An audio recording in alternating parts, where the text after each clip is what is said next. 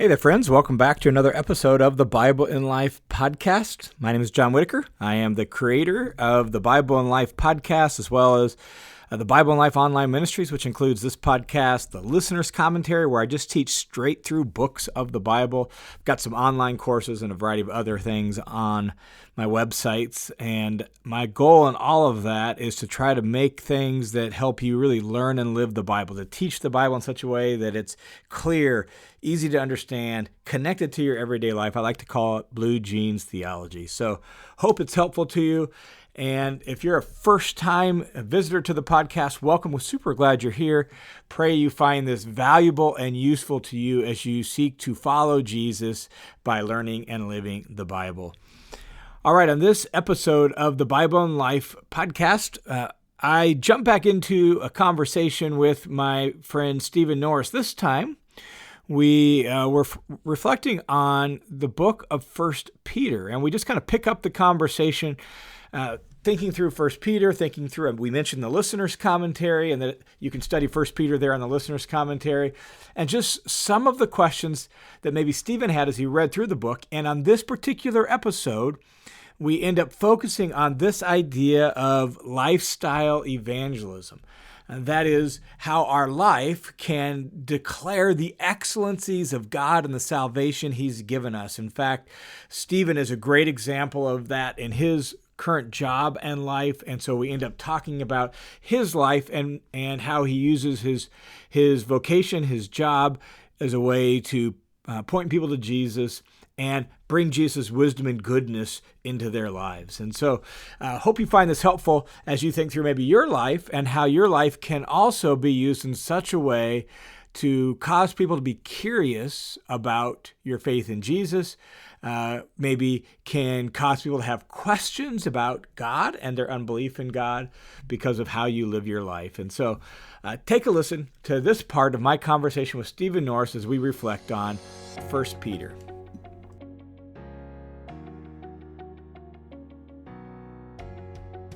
Well, First Peter's already up on the commentary.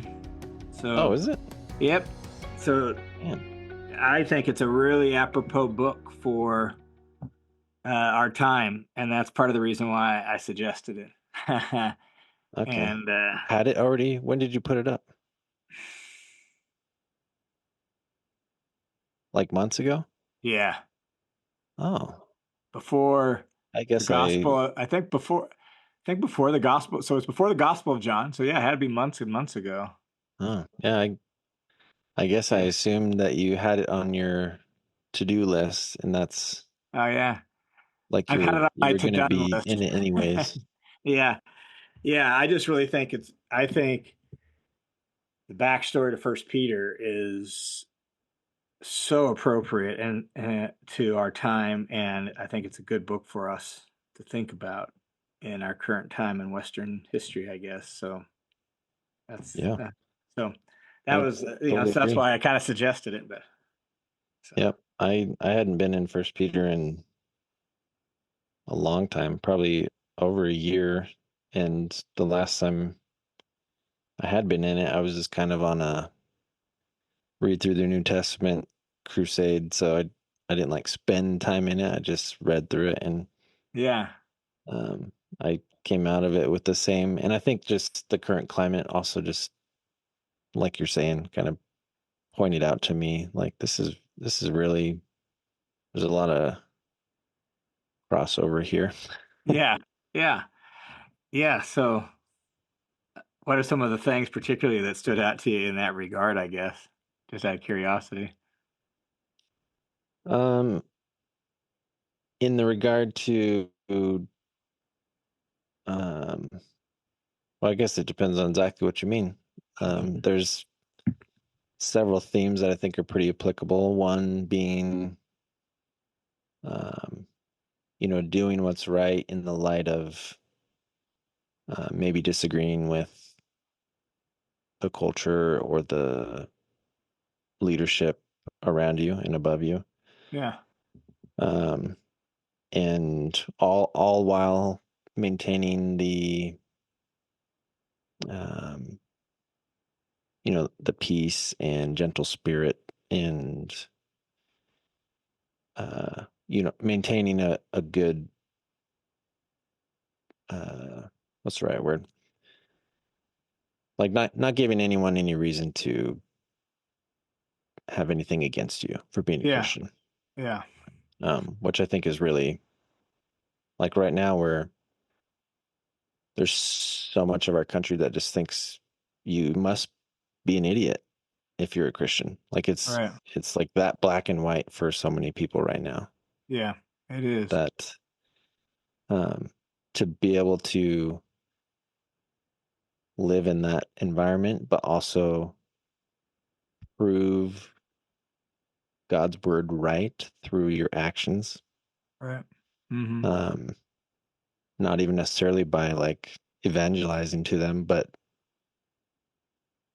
the the character and the actions being proven right by Right. just like that's God's design. So Yeah. No, I'm totally with you on that.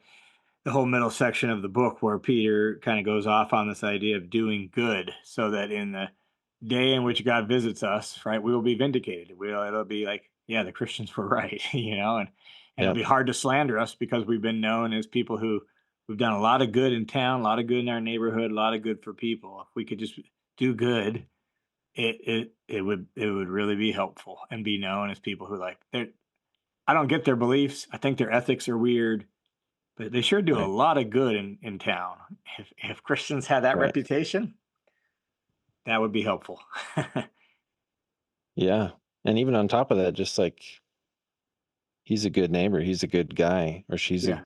she's a great coworker, or there is that whole sense of like, well, I can't really hold anything against them, but like when it comes to their beliefs, like I think that's way out of whack. Yeah. Yeah, exactly. Yeah, no, it's a And good some of way. it seems like it's like not necessarily even like when it's all said and done, when Jesus returns, the Christians will be proven right. Some of it feels more like now in real time. Yeah. No, I think Um, so. it'll be, Yeah. Even it'll, like the advice to the wives that so that you might win over your husband without a word by your good and respectable behavior, right? Like yeah, he's not a believer, but somehow by watching the way you interact with him and the family and the members of the household and everything else, he's like, I don't know, maybe I need to check this Jesus thing out because man, yeah, she's different. He's different, right? yeah, So yep. Do you remember the story of, Lee Strobel, the guy who wrote The Case for Christ and all that yeah. stuff? The conversation I'm That's, having next week where I need my cameras with his son, oh, that's cool. Kyle Strobel. Yeah. I think that's how Lee Strobel's wife, I think, is the Yep. one who kind of won him over because he just couldn't like refute how Yeah. amazing of a woman she was changing in amazing ways. Yeah, no, exactly. Yeah, that's the story that she went to church, she became a Christian, and her life started changing, and he couldn't deny it. And he was like, maybe I need to check this out. Yeah. Yeah, yeah, Yeah. Well, there's definitely I mean I guess there's a pretty big theme of lifestyle evangelism because there's a lot of don't do these things anymore, don't give in to, your old ways, so that people can't hold anything against you, that whole idea. Um, so that they'll be interested in what you believe by yeah, your actions. Um, Without, I get, I guess at some point it does say always be prepared yep. to Always give be the prepared reason to give an for the answer for faith that you those. have. Yeah, for those who ask you. Yep. So I guess those fit together well, but it's kind of a win them over via lifestyle and character and good actions and good deeds, and then they'll ask, I guess, and that's why you should be prepared. Yeah. And so let me ask you a question because Hmm. I think you might have some insight for people on that specific topic in your job situation. For people who don't know, Steven's he's an X-ray tech, but he's actually over the X-ray department for one of the local hospital systems here in the area. So you know, you work in an environment where you have the opportunity for people who don't necessarily believe in Jesus, don't know Jesus, for you to practice lifestyle evangelism. Yeah. Yep. So what are some of the ways that has played out, I guess, for you? Um, I, a lot of different ways with the different personalities that I get to interact with. I'm very like slow burn friendship builder, I guess. Mm-hmm. Um, and I think over time people have come to just trust my judgment and my character, and that I'm going to make decisions that are best for them, as even though I'm, over them when it comes to a paper hierarchy of how things are at work. But um, I think people know that I'll bend over backwards to make things as good as possible for those that work under me. I think that's a big way is like that servant leadership style, um, and using biblical principles in the way that I even teach how we interact with patients or how we treat one another. Um, I don't generally say like this is straight out of the Bible and this is how we should treat each other. Um, but I do use the biblical principles, um, And when you which took over the hospital, or you took over this position, right, and you became kind of the head over the X-ray department for this hospital, yeah, it was kind of in a state of disarray, a little bit of dysfunction, right? yeah, yeah, And um, took took people a little bit of time to believe the hype that you were going to do some things different. But you've won yeah, them over, true? yep, Yeah, absolutely, simply by being kind, caring, fair, teaching them some principles of here's my expectations for how we're going to interact with patients and all that sort of stuff. You have changed yep, the whole culture and feel of working and working at that hospital, as well as the way they do their job as an X-ray tech. Is that accurate? yep, yeah, totally. And it's been great because it is lifestyle evangelism, and it opens the door to um, I get to pray for the X-ray techs that I work with pretty probably once a month. I get to pray for somebody because How does that? uh, Yeah, how does that happen? they just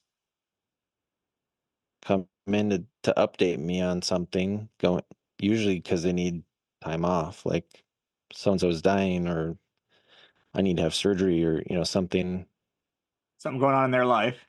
something going on in their life, and really they're there to ask for time off. And I'm like, yeah, we can do that, but like, how are you doing? And then a lot of times they end up telling me all about it in tears sometimes, and I ask if I can pray for them, and they always say yes. Yeah, yeah, yeah. No, that's such, I think, an important example, regardless of our job or the situation we're in. Like, I mean, I just think that's a good testimony for people. All right, like if you embody the character of Christ and the love of Christ and the care of Christ and the wisdom of Christ in your job situation, you don't know what opportunities you might get. You may not get any Yeah, when you're in a position of authority like you. I think sometimes you get more than others because people do have to interact with you, right? And then you get the opportunity to express, well, we can take care of the job side. I'm interested in you as a person. But yeah, that's a good example for people of yeah, doing good, being known as someone who, I don't get Stephen's faith. I don't know that I buy his ethics. Or any of that, but he's a great boss and he really cares for people. And our X-ray department's totally different than it used to be since he's taken over, right? Like, Hmm. good testimony for Jesus. Yeah. Yeah, it Yeah. really is. It's funny to say, but I do feel like being the X-ray supervisor is right where God wants me to be.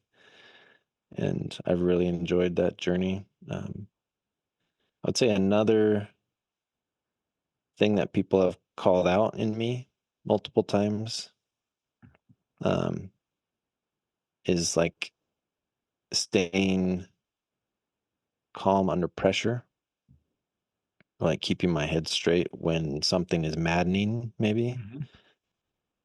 So not just pressure, but when something's like extremely frustrating and everyone else wants to go punch someone's face in, and my reaction is um, more like, well, let's try to understand their side. You know, what matters here is how we react to this, and things like that. And not the eye for an eye culture that is kind of normal out in the world. Yeah. Yeah. And there's been a lot of people have asked me I how I can stay at peace in either times of pressure or times of extreme frustration, because it stands out to them, and they Yeah. want to know how I what what I'm doing that's different and how I'm able to do that. Yeah. And that's always been a good open door also Yeah. to share my faith. So Yeah. Let me read a passage out of First Peter, since that's where the conversation started, that I think your little example there embodies what Peter is writing, which can sound so theological, but putting it with your example, I think makes it much more concrete. So this is First Peter chapter 2, verses 9 and 10. But you are a chosen race, a royal priesthood, a holy nation, a people for God's own possession. Pause right there for a second. When he says you're like a royal priesthood, it's like a kingly priest, a ruling priest, and that theme shows up all throughout the Bible. Humans were meant to be priests on God's world, right? And then when God called Israel, they were going to be a kingdom of priests. Exodus 19:6, and Peter picks up that language here. What you're doing essentially is that a priest stands between God and people. That's what a priest does, is to stand between God and people. And so when someone comes and they're having difficulty in their life and you ask if you can pray for them, you're taking the heartache and the struggle and the suffering of the world, person in your department, and you're lifting it up to God. And then in the way you mhm. act towards them and in under high pressure situations, you're then bringing God's goodness and wisdom back into the world. That's what a priest does. He reflects God's Mm. wisdom and goodness into the world, captures up the struggles and pain of the world, and lifts it up to God. That's exactly what you're doing in your job situation. Um, and then as the passage goes on, Peter says, "Once you were not a people, now you are a people. Once you had not received mercy, now you have received mercy." Um, and all of that in this situation is set in the context. I skipped the end of verse 9, and it says, "You do this so that you can display the excellencies of him who called you out of darkness into his marvelous light." Right? So that's that lifestyle evangelism theme you were talking about, where in the way you're interacting with people, the way you're leading the department, the way you're trying to teach them to care for their patients, all of that, you're modeling and displaying the excellencies of God who called you out of darkness into his light. So you're showing his light by how you lead the X-ray department at the hospital.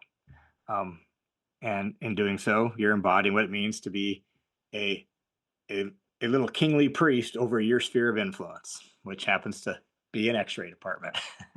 Yeah. Well, I've never thought of it quite like that, but yeah, it's true. Yeah, that's what's going on. I think that's why I wanted to put it together, because I just think that that language that Peter uses sounds so theological, but when we tie it with an example, it's like, oh yeah, that becomes more concrete. So Yeah. yeah. Well, that's great. All right, thanks for tuning into this episode of the Bible in Life podcast and this conversation between my friend Stephen and I. The Bible in Life is only possible because of the generosity of dozens and dozens of people who support this podcast, the listener's commentary, and the entire online ministry. So thanks a ton for your support. And if you want to join the team of supporters, you can go to johnwhitaker.net. Click the Give button. It'll redirect you to a page, my page at World Family Mission, where you can set up a one-time or a recurring monthly donation. Thanks a ton for your support, and I pray that this conversation was helpful to you as you seek to learn and live the Bible. I look forward to talking with you again next week.